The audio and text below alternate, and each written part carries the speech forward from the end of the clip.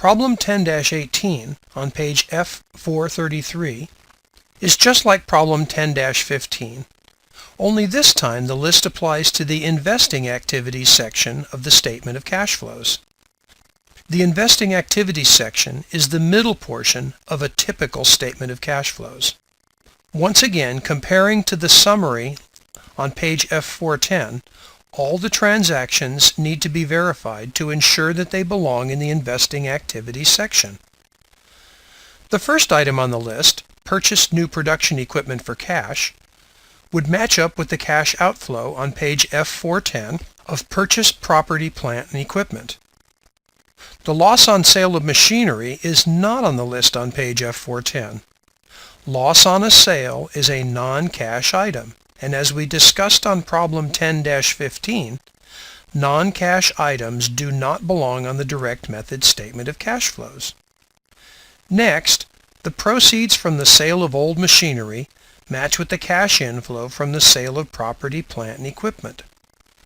Next on the list, purchase of Eastman Kodak bonds match with the cash outflow under the investing activities on page F410 to purchase the debt and equity investments of other companies.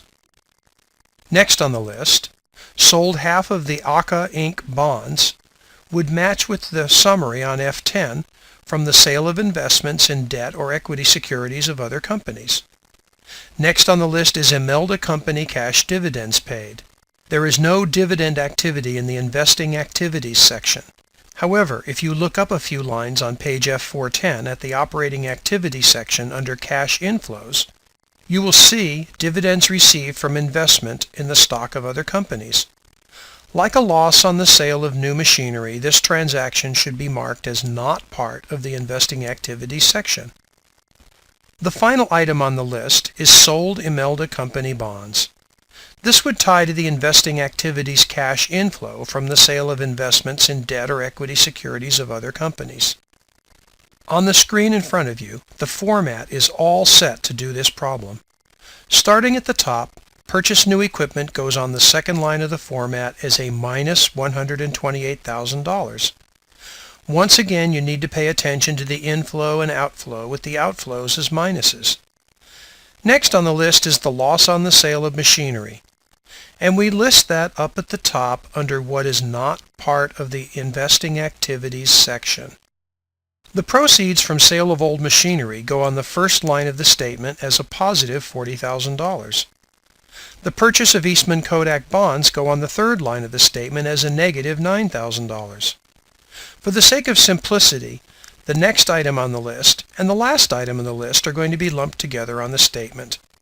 We'll use the line sale of bonds. To do that, we use a formula of a positive $5,000 plus a positive $80,000. When we sell these bonds, it's a positive cash inflow. And finally, the one we skipped, Imelda Company dividends paid, gets listed up under what is not part of the investing activities section as dividends paid.